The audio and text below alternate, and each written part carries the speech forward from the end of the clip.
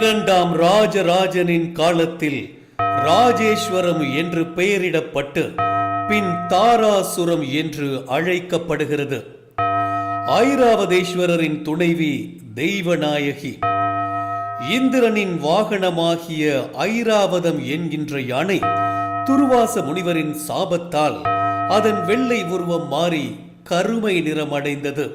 தன் நிறம் மாறியதால் வருத்தமடைந்த ஐராவதம் இத்தலத்திற்கு வந்து இங்கு எழுந்தருளிய சிவபெருமானை வணங்கி சாபத்திலிருந்து விடுதலை பெற்றதாகவும் அதனால் தான் இங்குள்ள இறைவனின் பெயர் ஐராவதேஸ்வரர் என்று வழங்கலாயிற்று என்று தல புராணம் தெரிவிக்கிறது.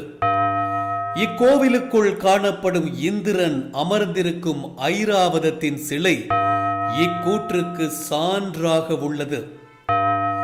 யமதர்மன் சாபம் பெற்றதால் கொண்ட உடல் எரிச்சல் தீர இக்குளத்தில் நீராடி விமோசனம் பெற்றதால் இக்குளம் யம தீர்த்தம் என அழைக்கப்படுகிறது. இத்திருத்தலம் தொடர்பான மற்றொரு புராணமும் உள்ளது.